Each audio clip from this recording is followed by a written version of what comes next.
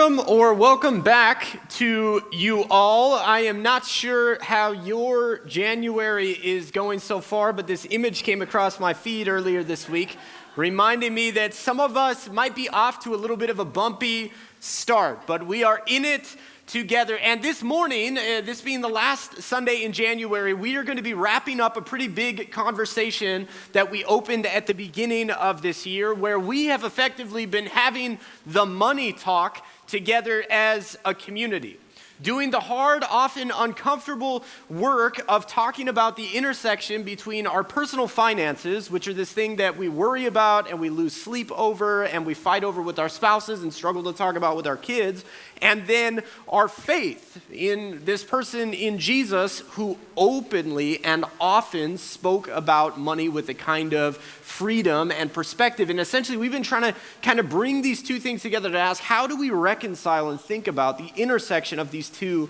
things?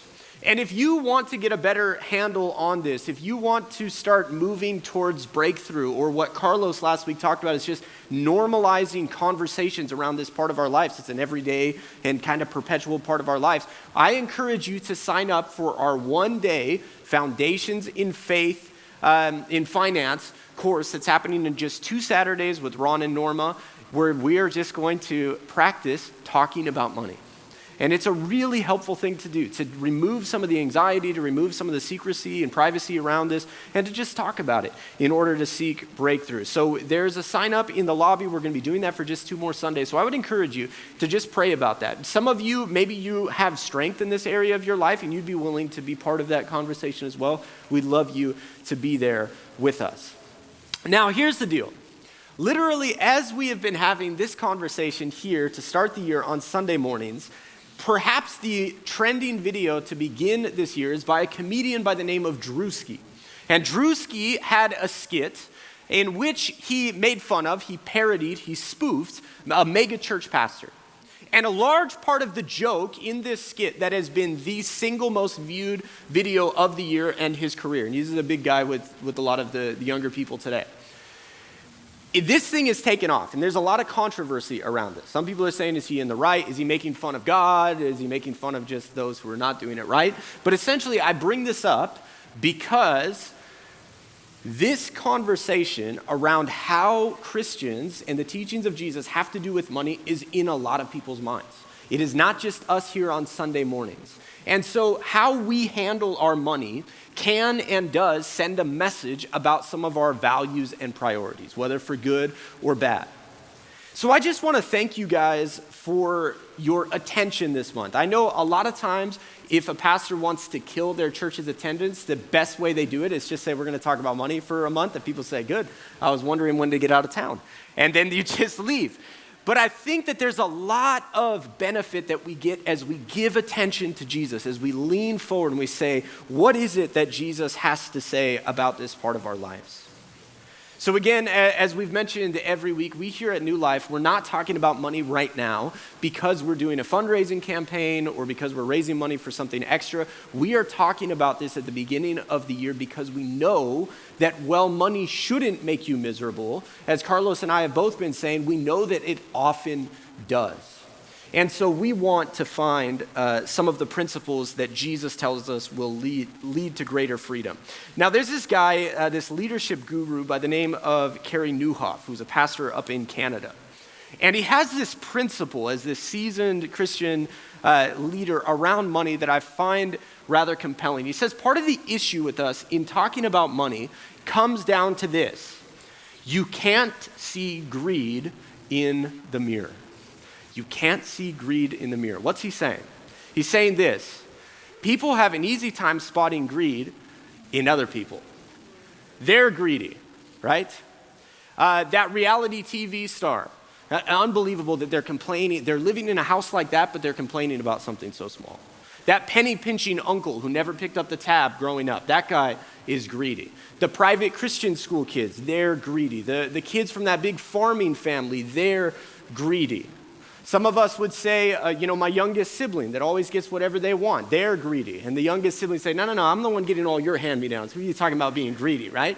But wherever you fall in the birth order or the tax brackets, It is very difficult to wake up in the morning, look in the mirror, and say, you know what?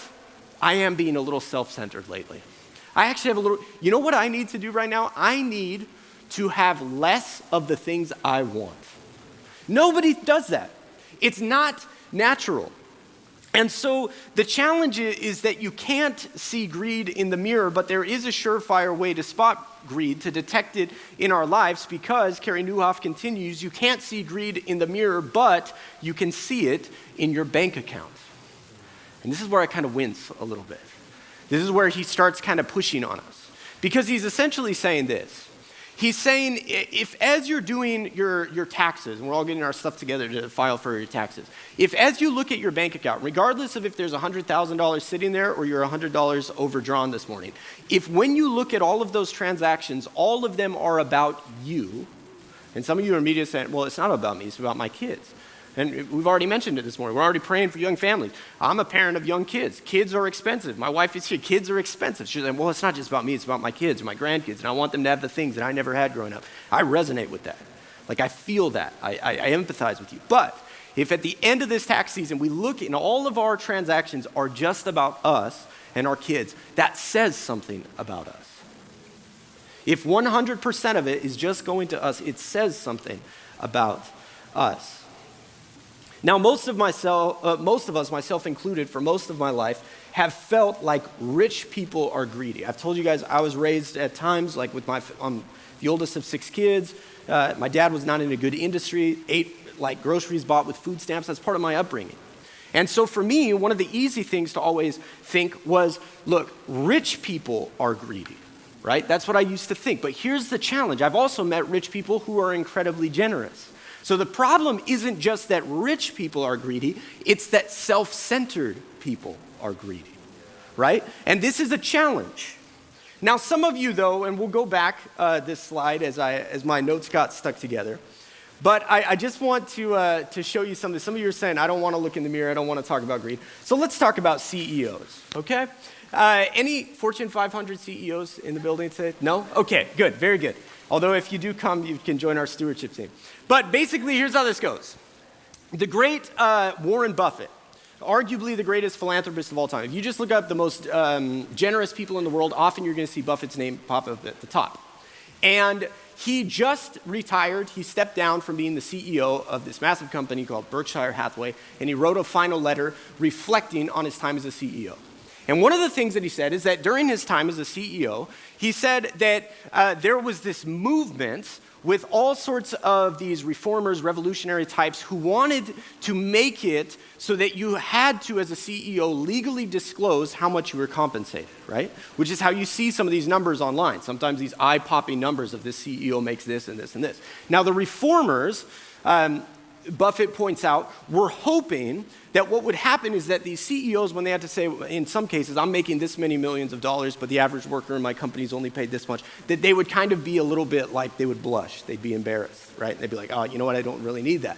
Here's what Buffett said actually happened, and I'll quote him from his letter. This is where it gets fun. Buffett notes, the good intentions didn't work. Instead, they backfired.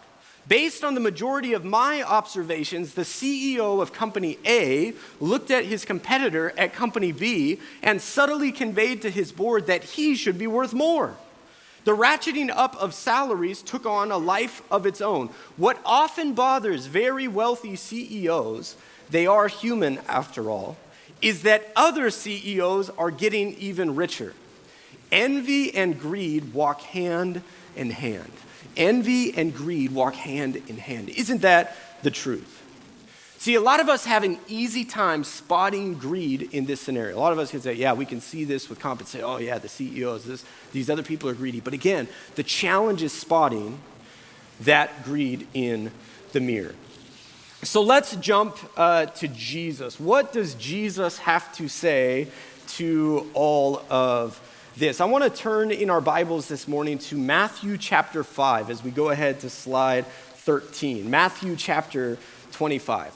Now, at this point in the story, according to Matthew, Jesus' life, he's already done most of his ministry, and the criticism from those that he is in tension with is sort of ramping up. Jesus knows that his time is coming, and so at this point in the story, Jesus is laser focused on passing on the most important last things to his followers before he goes to the cross.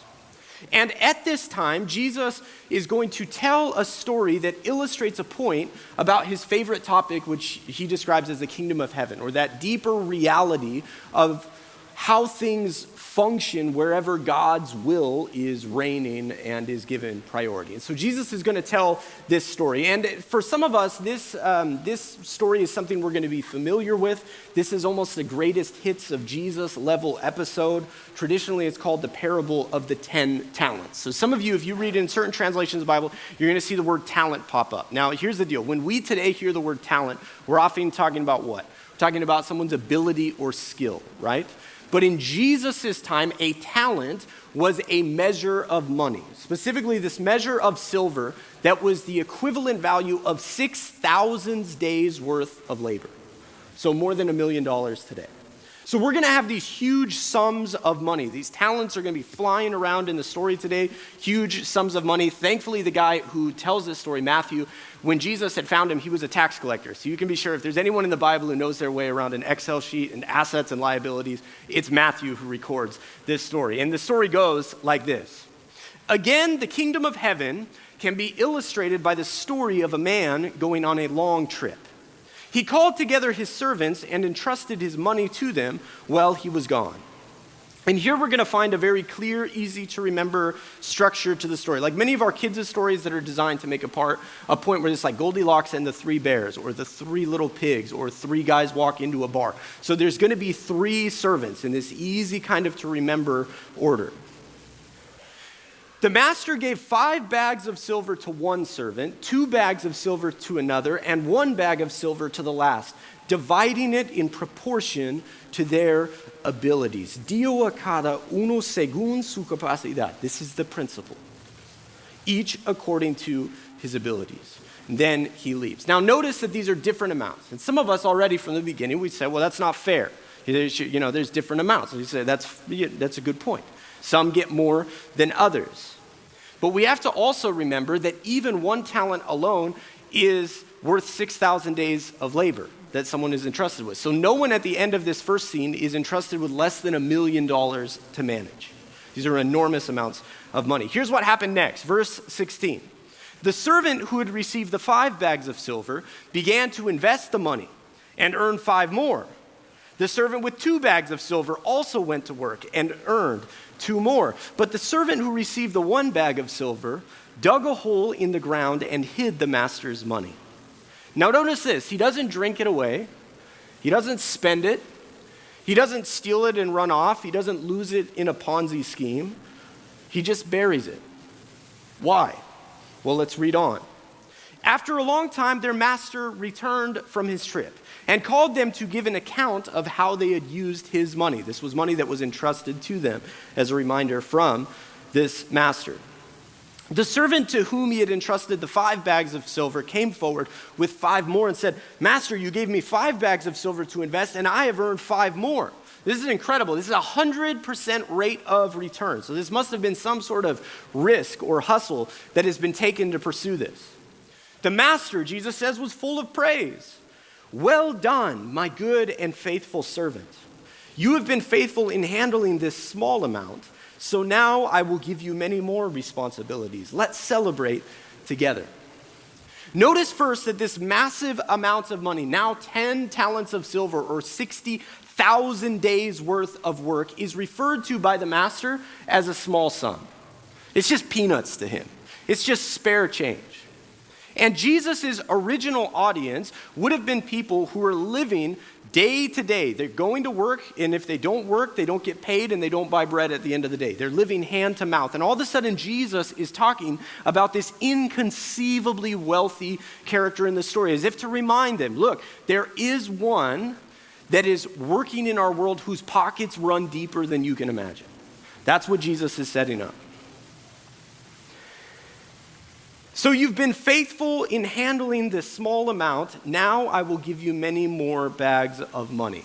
Except Jesus doesn't say that. Notice what he says. Jesus doesn't say that the man will be given many more money bags, but many more responsibilities. Friends, did you know that responsibility is not a bad word? It's not a bad thing. And some of us this year already, we are running from responsibilities. And I just want to take a moment to talk to the men in the room because men are struggling in a lot of different ways. We could talk about why this is a male issue today. But I just want to talk to the brothers, to the guys in the room and just say this. Like, guys, like, if there is something that you are slacking in, if there is something that you are ducking, if there is something that you are putting off, if there's something that you know you should jump off the game and do that thing, I want to encourage you that when sometimes God brings responsibilities into our life, it's not to overburden us. It's because in assuming those responsibilities, we find fulfillment and we find life and we find greater freedom and we find an easier way of sleeping at the end of the day by assuming responsibility. In this story, responsibility, according to Jesus, is something worth celebrating. So some of us want more money, but we don't want more responsibility. And there's a relationship here. So let's not slack. If this is us, can reconsider. Is the part of the path that God has for you, the part of the path that's next, does that come with assuming some more responsibility? Maybe that's you. All right, the servant who had received the 2 bags of silver came forward and said, "Master, you gave me 2 bags of silver to invest, and I have earned 2 more." And the crowd is probably like, hey, like golf clap, like nice job. It's not 5, but not bad. Here's what the master said. "Well done, my good and faithful servant. You have been faithful in handling this small amount. I will give you many more responsibilities. Let's celebrate together." The exact same words said to the second guy as to the first. Not the first guy is given a 5-star review and the second guy a 4-star review. Why? Because they had different starting points. And both were faithful with what they had been given. It's not as simple in life as just saying, I ended up with this much, so I am this much more successful and faithful than the next person. Already, before even the punchline of the third person in the story, we're being shown a profound principle. Professor Michelle Lee Barnwell puts the lesson like this. Quote, "It is frighteningly easy to compare myself with others." That's what the CEOs did in Buffett's example. But she continues, "I've begun to realize that I need to focus on the gifts and resources that I've been given and to steward them well." And if I could just preach for a moment, comparison is a double-edged sword. Because we can beat ourselves up or feel inferior to others on the one hand. That's one way that comparison gets us. We go, look, I could never get my kids to be as successful as that family over there. I could never go on vacation in that place. I could never live in that part of town. So therefore, here's where we shoot ourselves in the foot. Because I can never get there, I'll just stay in bed here.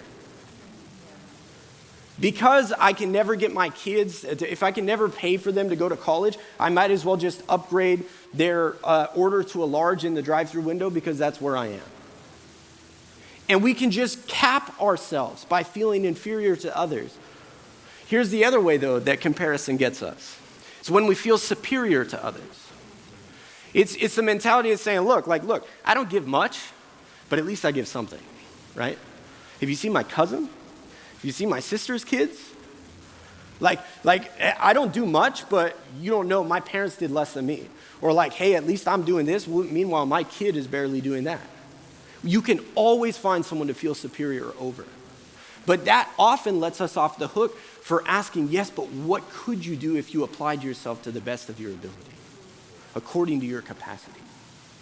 And so in this comparison game, a lot of us skirt the real question of doing business with Jesus and figuring out what is it that God actually has for us to do. Now, what's the truth and wisdom we're already seeing in the story? The truth goes something like this. If you're from a family where no one ever made it through high school and you graduated from Fresno State, that's amazing. That's amazing. And just because it isn't Stanford doesn't make it any less amazing. Stanford's a better school than Fresno State, no question. But it doesn't make, if you start in that spot, put it a different way. What's more impressive? An individual or a young couple that works together, saves together to make a down payment on a fixer-upper of a house, or someone living in a mansion, but, grandpa paid the down payment. You see, neither one is bad. It's not a sin to be in another situation. It's just to say, if we are comparing ourselves without consideration of these factors that go into where we are in life, it's insanity. And it leads us to either feel superior to some or inferior to others without ever asking God, how do you see where I am in life and what are you calling me towards?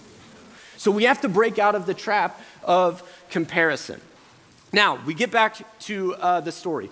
On the basis of what we've seen so far, if the third guy had come forward and kept the pattern going, here's the one bag you gave me, look, I flipped it into a second, we expect the praise from the master would be, again, equal, the same. But of course, that wasn't meant to be. Verse 24, then the servant with the one bag of silver came and said, Master, I knew you were a harsh man, harvesting crops you didn't plant and gathering crops you didn't cultivate. I was afraid I would lose your money, so I hid it in the earth. Look, here is your money back. But the master replied, you wicked and lazy servant. If you knew I harvested crops I didn't plant and gathered crops I didn't cultivate, in other words, he's saying, if you thought I was crooked and just cared about the money, you could have at least deposited it in the bank so I could have got some interest on it. At least put it in a high-yield bank account. Then he ordered, take the money from this servant and give it to the one with 10 bags of silver. And again, we want to object. That's not fair. Though in a way, let's just be honest. We each know people that are in our friend group. Maybe it's people we've known since high school or it's a kid that we have. And it's like, if each of us gets paid the same amount on payday, one person will, like let's say we get $10. One person's going to have $12 by Monday. Another guy's going to be $6 in debt, right? There are just some of us that are different abilities with money. Some of us know you put some of your money in one account and you notice it's underperforming compared to another one. Eventually you move your money over. So Jesus may not even be saying it's right that this happens, but Jesus is saying just know this is how the world works. This is how it goes. Harsh or not.